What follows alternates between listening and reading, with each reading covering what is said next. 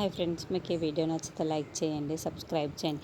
నిషి డబ్బుల బ్యాగ్ పట్టుకొని వెళ్తూ ఉంటే అప్పుడే కౌశికి హాల్లోకి వచ్చి, ఏంటి నిషి ఆ చేతిలో బ్యాగ్ ఏంటి, ఎక్కడికే వెళ్తున్నారు అని నిలదీస్తూ ఉండటంతో, అయ్యో ఇలా దొరికిపోయామేంటి, ఇప్పుడు ఏదో ఒకటి చెప్పి తప్పించుకొని వెళ్ళాల్సిందే అని నిషి కంగారు పడుతూ ఉంటుంది.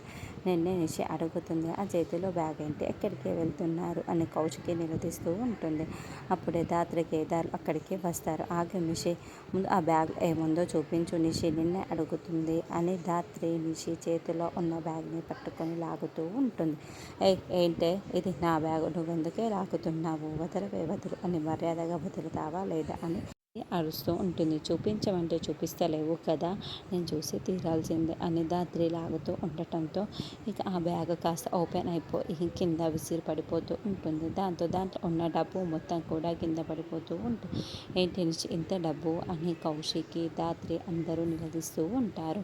ఇంత డబ్బు నీకెక్కడిది అని కౌశికి నిలదీస్తూ ఉంటే నిషి వాళ్ళు మొదట టెన్షన్ పడి కాసేపటికి తీరుకొని, ఇది మా డబ్బు, మేము ఎవరికి సమాధానం చెప్పాల్సిన అవసరం లేదు, మేము కొత్తగా కంపెనీ స్టార్ట్ చేయడానికి మేము ఫ్రెండ్స్ దగ్గర అప్పు చేసి మరీ తీసుకున్న డబ్బు అని యువరాజ్ చెబుతాడు.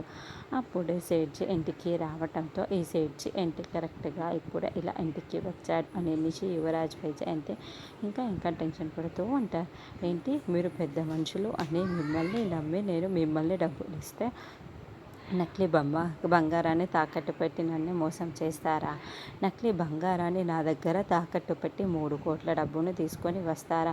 మర్యాదగా నా డబ్బులు నాకు ఇచ్చేయండి అని సేట్జీ నిలదీస్తూ ఉండటంతో, ఏంటి నకిలీ బంగారమా అని నిషి యువరాజ్ చాలా షాకింగ్గా సేట్జీ మాటలు వింటారు. జేడీకేడి చాలా ప్లాన్ ప్రకారం సేట్జీతో ఈ నాటకాన్ని ఆడిస్తూ ఉంటారు. ఇక సుధాకర్ కౌశికి సేట్జీ మాటలు విని చాలా షాకింగ్గా నిషి యువరాజ్ వైపుకు ప్రశ్నార్థకంగా చూస్తూ ఉంటారు.